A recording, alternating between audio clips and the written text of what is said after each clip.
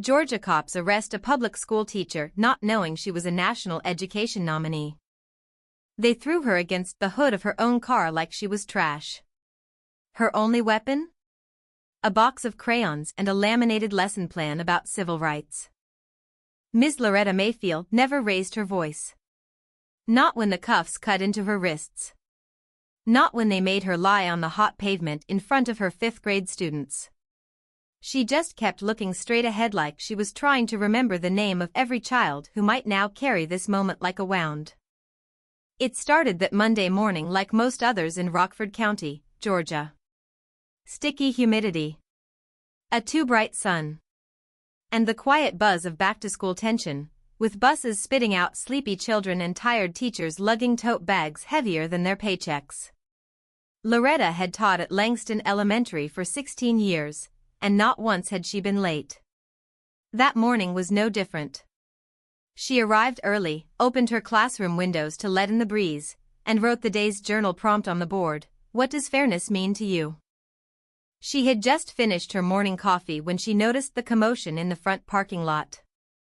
A sheriff's deputy, all bulk and bravado, was standing beside her car, talking to another officer with mirrored sunglasses and a clipboard. Loretta's brows furrowed. She wasn't blocking anything. Her car was in the faculty zone, parked under her own assigned sign, reserved for Ms. Mayfield. She approached with calm, her ID badge swinging gently from her neck. "Excuse me, officers. That's my vehicle. Is there a problem?" The larger of the two, Deputy Coulter, turned. His eyes flicked down to her badge and then back up with slow, deliberate dismissal. "We received a report of a suspicious person trying to gain access to school property." Loretta blinked. "I'm a teacher here. I've worked at Langston since 2009. You got ID on you?" Coulter asked, even though she was literally wearing it on a lanyard. She lifted it up. "This is my school badge. You can ask Principal Donnelly." "Ma'am, I said state-issued ID," he replied, hand already resting on the holster at his hip. The tone was clear, comply or escalate. Sure," she said, reaching slowly into her purse. Her fingers were trembling. Not because she feared violence but because she knew what this was. It wasn't about a report. It wasn't about safety. It was about seeing a black woman in a place they didn't think she belonged. Before she could pull out her wallet, Deputy Coulter grabbed her wrist and twisted. "That's enough of that," he said. "Turn around." "What are you doing?"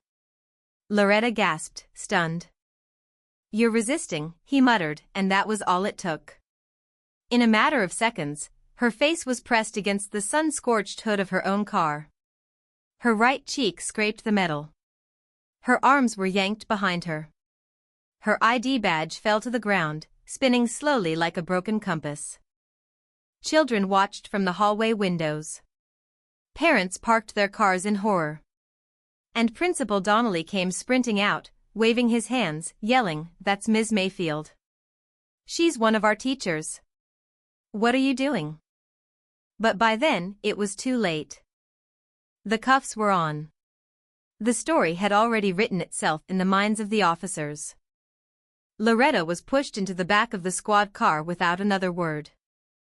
At the station, things only got more humiliating. They asked her if she had a criminal record. She didn't.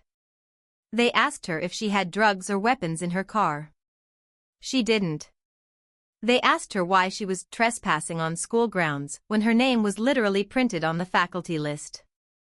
And when it became clear they had made a mistake, no apology came. Instead, they tried to justify the arrest. Said it was protocol. Claimed they couldn't take any chances with school safety these days. Claimed she fit the description. Of what?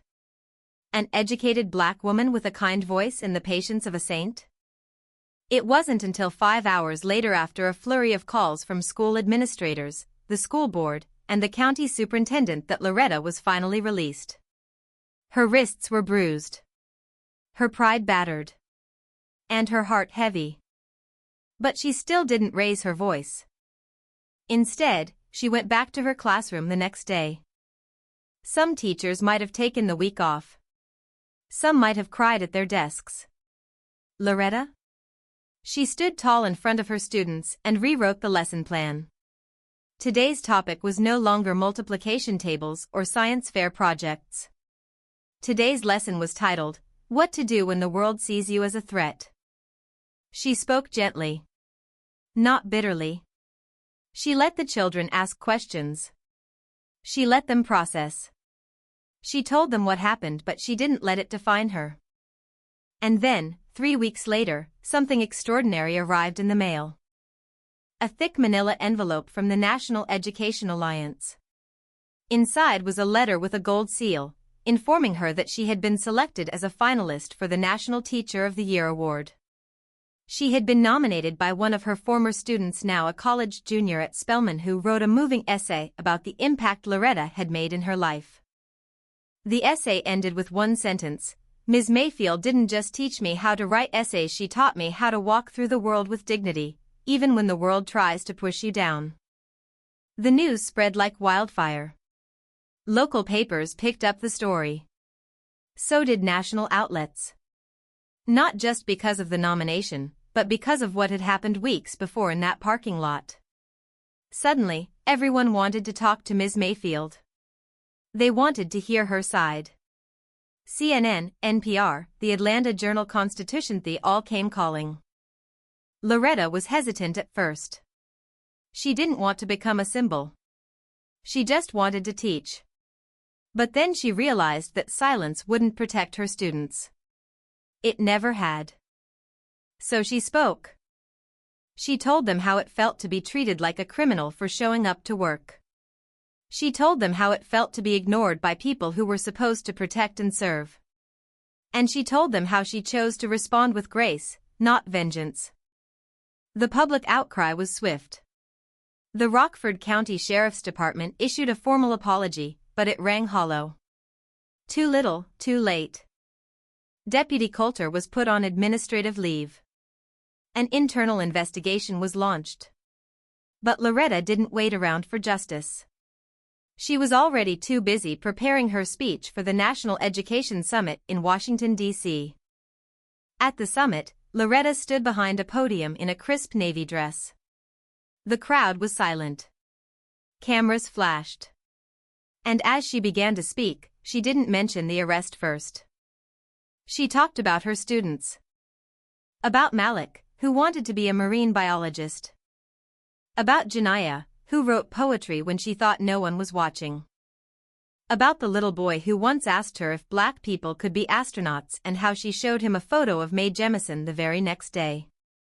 And then, she told the truth. She said, teaching isn't just about math and reading. It's about preparing children to exist in a world that often refuses to see their humanity.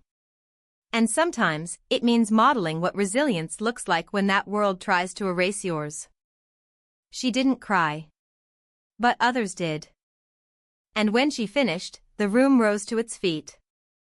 Applause that didn't stop for nearly a minute. Because this wasn't just a story about a wrongful arrest. It was a story about power. About who gets believed. And who keeps showing up anyway. The days after the summit passed in a blur for Loretta. She was back in Georgia, but nothing felt the same. The buzz of cameras, the hum of national attention, it trailed behind her like an echo, louder in empty hallways than when it was live. She found herself checking over her shoulder before picking up a marker, greeting a new sub, opening her classroom door. The world had watched her on that hood, but she still couldn't shake the tag of danger the arrest had put on her skin. She opened the faculty lounge Monday morning to the eyes of colleagues. Some offered smiles. Some kept their distance. A few barely looked at her at all. She had built trust in this school root by root. Now she felt like a question no one knew how to answer. The principal, Mr. Donnelly, approached her quietly by the copier. "Loretta," he said. "Thank you for everything. I meant what I said. You're an inspiration." She managed a small nod. This might be bigger than me. Bigger than our school. He placed a hand on her shoulder. That's okay. Because you already make a difference right here. Later that morning, Loretta returned to teaching her 5th graders. They greeted her with handmade cards reading "We missed you" and "Our hero." Children who normally raced past her slowed to hug her. One boy, Malik, said softly, "I was scared when I saw you sitting in that car. I thought they took you away forever." She hugged him back, tears welling again. But it wasn't just students who needed comfort. Parents began asking for meetings. Some black mothers showed up with tear-stained faces, sharing their own fears. White parents bristled at the concept of police accountability. Rumors spun that Loretta was anti-cop or playing politics with kids. She found herself in an editorial exchange with a local radio host who accused her of staging the arrest for attention. She responded with calm facts, refusing irritation. And though she dreaded those nights reading hate mail at the dinner table, she stood firm. Meanwhile, Deputy Coulter remained on paid leave. Investigators had pushed him for his body cam footage, but the video ended abruptly during the arrest. He claimed his camera had malfunctioned. Many believed him. Few accepted it. The ACLU's regional office had forwarded the case to the Department of Justice under civil rights violation protocols. Loretta knew that was out of her hands now. She focused on what she could shape in her classroom, in her community. A month after the summit, she received another unexpected invitation, an offer to visit Washington, D.C., on a panel discussing educators as agents of social change. She traveled with Malik's essay printed in her tote and letters from parents in her folder. At the panel, she shared the stage with legendary figures in education and social justice. She spoke again about fairness, truth, and children's safety. She said, "We teach facts. We teach stories. We teach compassion. We also teach courage. Courage to say no when the world tells a child they are dangerous simply because they exist." Her spoken words were short, but they reverberated. A senator who chaired the bill on implicit bias training promised to visit Langston Elementary to see her classroom. Advocacy groups started talking about the Mayfield model for teaching resilience to children of color. Her superintendent floated the idea of a statewide bill protecting educators and students from profiling and false arrests on campus. All of it was progress. But Loretta still felt haunted by those bruises, the cracked pavement imprint on her cheek, the words she'd heard whispering over and over in her head, "You don't belong here." One afternoon, Principal Donnelly tapped on her classroom door. "Loretta," he said, voice low, "can we talk in my office?" She followed. He closed the door, sat, then stared at his desk. Loretta waited. He took a breath. Some teachers are refusing to talk about last semester. Some don't want the conversation in the cafeteria. Many parents want reassurance there is no anti-police bias in our school. Loretta nodded. "I understand. We need to acknowledge that fear but not silence it." Donnelly nodded back. "We're offering a Parents' Night an open forum. I want you there. With me. To answer questions. And I'll ask the county sheriff to join as well if he'll come." Loretta swallowed. "Okay." That night, colored lights from the school gym flashed. Tables overflowed with coffee and juice. Parents chatted. Some uncomfortable. Some wary. The sheriff's seat remained empty. 15 minutes after proceedings began, Loretta rose. "Thank you all for being here. I know this is difficult. Some of us are hurting. Some feeling mistrusted. Some feeling frightened. But fear cannot be the reason we avoid talking.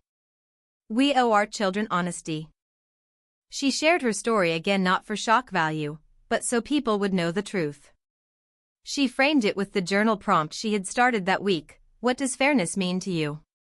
Parents wrote answers, read them aloud: "Treat my child like my own. Listen before you judge. Make sure the game is not rigged. Still, the sheriff didn't come. Instead, his assistant spoke. We regret the incident. We are reviewing procedure. We value educators. But he trailed off. Parents shifted. A white mother raised her hand. Ms. Mayfield, will things like this happen again? Should I teach my child to fear the police? The gym fell silent. Loretta looked over the rows of anxious faces. She sighed. Then she walked forward slowly, hands open. Teach your child the difference between suspicion and assumption.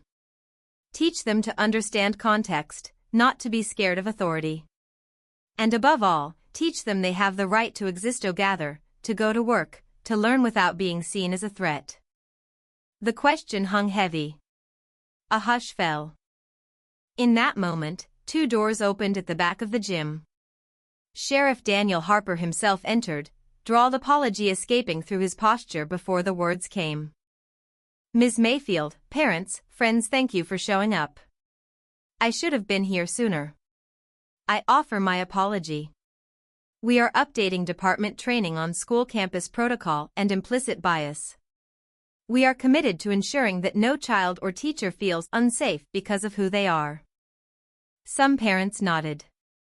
Others weren't convinced.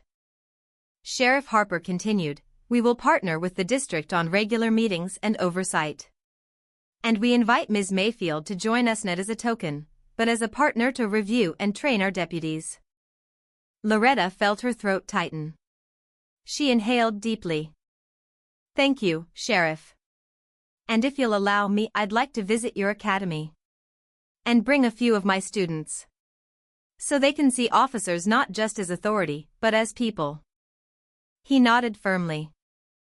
After the meeting, parents and educators lingered, speaking quietly. Loretta walked outside into September air. She looked up at the night sky. For the first time since spring, she felt lighter. Months passed since the public forum that shifted the school and the community. Spring warmed Rockford County again, and with it came new hopes and new challenges. Loretta stood in the school's front office, watching Assistant Sheriff Miller speak to a small group of deputies. They were listening intently while she explained campus boundaries, teacher credentials, de-escalation protocols, and recognizing implicit bias. Loretta's class of 5th graders had been invited as observers not to disrupt, but to bear witness. Malik whispered from her side, are they listening? We'll know soon enough, she replied softly. After the session, the deputies thanked Loretta and the sheriff. Some looked genuinely remorseful. A few shifted awkwardly, avoiding eye contact. A couple of others, their faces stoic, didn't speak at all. But that was enough. Conversation had begun. Minds had opened. Later that afternoon, Loretta led her students outside. They gathered around a planting bed she had set up near the school entrance. They were planting saplings, redbuds, dogwood, symbols of resilience and growth. She handed each child a sapling and a small shovel. Today, she said, we're planting hope. For us, for teachers, for officers, and for everyone who walks through these doors. Malik looked at her and grinned. Hope is heavy. That's okay, she smiled. We can carry it together. That same evening, Loretta received a surprise delivery at her door, a thick packet of papers and photographs. It was from the National Education Alliance. The same organization that nominated her months ago. Tucked inside was a letter offering her the National Teacher of the Year award. The final honor. It meant visits to the White House, professional grants, speaking tours across the country, an opportunity to shine a national spotlight on her students and her community. Loretta stared at the letter, heart pounding. She thought of the hood of her car, the cuffs, the public forum, the deputies in training, and the children planting saplings under a peach-scented sky. She wasn't sure she wanted the spotlight again. That night, she sat at her kitchen table, the letter before her. Malik stood by her side. You deserve it, Ms. Mayfield, he said quietly. All of us do. She looked at him. I'm not sure I want to leave here. These kids need me. He nodded. Then take them with you. Show them it's possible. The next morning, Loretta walked into Principal Donnelly's office. I got the award, she said. He smiled. Congratulations. It's well earned. She paused. But I'm not accepting it alone. Donnelly raised an eyebrow. I want you to go with me. And Malik. And a few other students. We'll ask the sheriff to come too. We all go together. He nodded, visibly moved. Let's do it. 2 months later, Loretta stood on the stage at the National Teacher of the Year Gala in Washington, D.C. Beside her were Principal Donnelly, Sheriff Harper, Deputy Miller, and a group of her fifth graders, Malik among them. The auditorium was filled with educators, policymakers, and dignitaries. She stepped up to the podium. I stand before you today not as a hero, but as a messenger, she began. My students taught me that teaching isn't just about lessons in math or science or history. It's about preparing children to know their worth and the worth of others before the world teaches them otherwise. She pointed to Malik. This young man taught me that courage doesn't always roar, it sometimes whispers in a seed planted with trembling hands. She paused. We brought sheriff's deputies with us from our county, people who could have locked me up. But instead, they chose to listen. And learn. And grow. The crowd was silent. And so, she continued, I accept this award not for me, but for every teacher who stands guard at the doorstep of fairness. For every child who deserves to learn without fear. For every officer willing to be more than authoritative, be an ally. The applause was thunderous. After the ceremony, reporters crowded around them. Cameras flashed as Loretta and Sheriff Harper stood side by side, symbolizing reconciliation forged through honesty and action. Back in Georgia, changes took root. The Rockford County School District passed a resolution to implement monthly dialogue days where teachers, officers, parents, and students met to share stories, concerns, and solutions. Funds were allocated to supply body cameras on campus calls. The monthly planting ceremonies continued, each represented by a new sapling. Deputy Coulter never returned to her post. An internal review revealed his misconduct.